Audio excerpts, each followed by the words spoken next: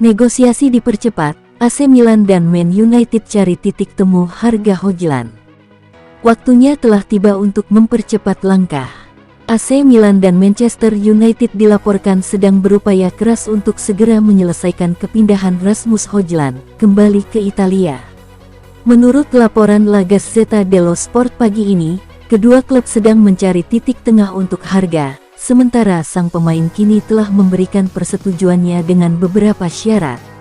United telah membuka pintu untuk kesepakatan pinjaman dengan opsi beli.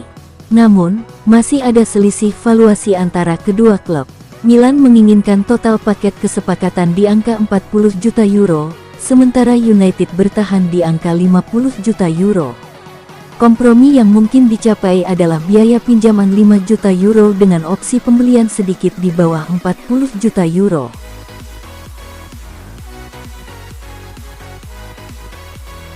Resmi, Zakari Atekame jadi bek kanan baru AC Milan, dikontrak hingga 2030. AC Milan telah secara resmi mengonfirmasi perekrutan bek kanan Zakari Atekame dari BSC Young Boys. Pemain internasional Swiss U21 ini didatangkan dengan status permanen dan telah menandatangani kontrak jangka panjang. Kedatangannya menjawab kebutuhan mendesak klub di posisi bek kanan untuk skuad asuhan Massimiliano Allegri. Melalui situs web resmi mereka, pihak klub merilis pernyataan yang menyambut kedatangan sang pemain. Pernyataan tersebut juga mengonfirmasi detail kontrak dan nomor punggung yang akan ia kenakan. Transfer ini menjadi sangat krusial bagi Rossoneri. Setelah kepergian Davide Calabria dan Emerson Royal dalam beberapa bulan terakhir, Milan benar-benar kekurangan opsi di posisi bek kanan. Sebelumnya, Allegri hanya memiliki Alexis Saelemaekers dan Alex Jimenez sebagai pilihan, situasi yang dianggap berbahaya untuk Mengar.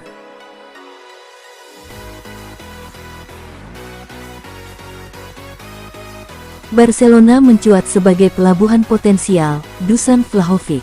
Barcelona kabarnya telah memantau Dusan Vlahovic dan kini berpotensi menjadi pelabuhan sang striker yang hendak dijual Juventus pada bursa transfer musim panas ini. Sang striker asal Serbia telah menolak berbagai penawaran yang datang kepadanya pada musim panas ini, sebagaimana dilaporkan oleh La Gazzetta dello Sport. Juve ingin menjualnya namun tetap harus dengan tawaran yang sepadan, yang diperkirakan bernilai 20 juta euro. Vlahovic masih mungkin bertahan, namun kini Barcelona mencuat sebagai salah satu calon pelabuhannya. Menurut jurnalis Giovanni Albanese, La Blaugrana telah memantau Vlahovic selama setahun terakhir dan dia bisa menjadi opsi yang nyata untuk kubu Camp Nou.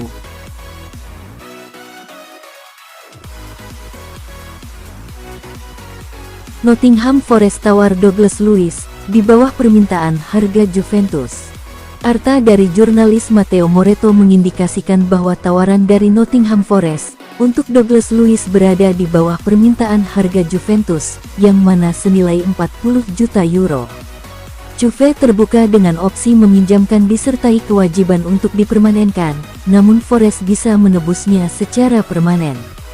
Permintaan harganya adalah senilai 40 juta euro, namun arta dari jurnalis Matteo Moretto mengindikasikan bahwa tawaran Forest berada di bawah banderol. Pewarta asal Italia itu mengklaim bahwa Forest ingin merekrut Luiz dengan mahar di atas 30 juta euro, yang bisa berarti tidak mencapai 40 juta euro.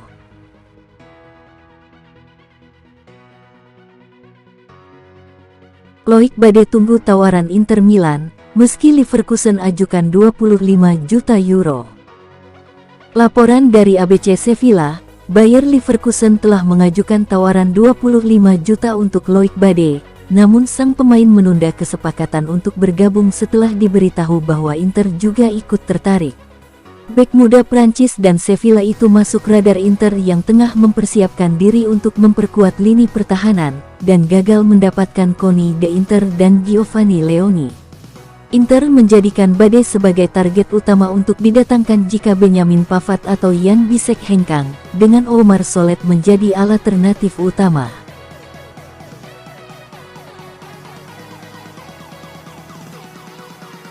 Inter siapkan pergerakan di lini belakang, Solet jadi target utama. La Gazzetta dello Sport melaporkan bahwa Inter tidak hanya bergerak di lini tengah, tetapi juga mempersiapkan langkah untuk memperkuat pertahanan seiring potensi kepergian Benjamin Pavard. Nama terdepan yang dipertimbangkan adalah Omar Solet, bek tengah Udinese berusia 25 tahun yang tampil impresif saat menghadapi Inter musim lalu. Pemain ini sudah masuk radar klub sejak 2 tahun lalu. Meski demikian, ada catatan penting terkait sang bek. Solet tengah menjalani penyelidikan atas dugaan kekerasan seksual sejak Mei lalu, tulis laporan tersebut. Kondisi ini membuat Inter mengecualikan investasi langsung, dan lebih memilih opsi pinjaman dengan kewajiban tebus di kisaran 20–25 juta euro jika tuduhan tersebut gugur.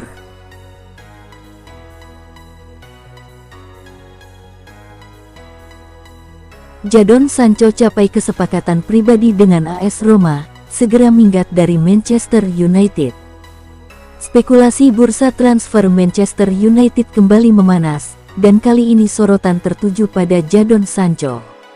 Winger berusia 25 tahun itu dikabarkan siap meninggalkan Old Trafford demi mencari tantangan baru, dengan AS Roma muncul sebagai destinasi paling serius. Awalnya, Juventus menjadi klub Serie A yang paling gencar memburu Sancho. Namun, rumitnya proses penjualan pemain di tubuh Bianconeri membuat peluang mereka menipis. Roma disebut telah mengajukan tawaran senilai 23 juta euro dengan skema pinjaman plus kewajiban membeli.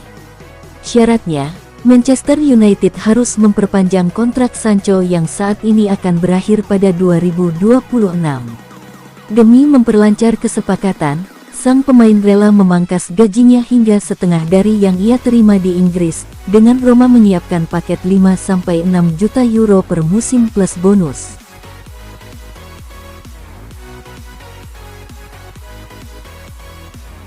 Kesepakatan pribadi tercapai dengan Kone, dikontrak Inter hingga 2030.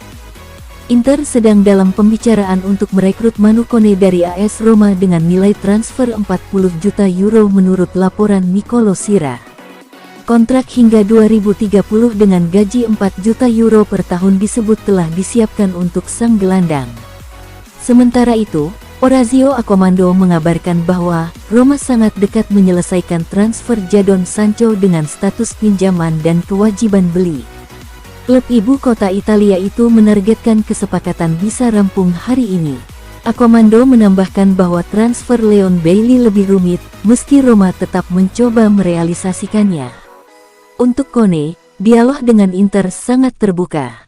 Hari ini ada kontak baru, penutupan belum dekat, tetapi ini bisa menjadi hari yang menentukan, ungkapnya.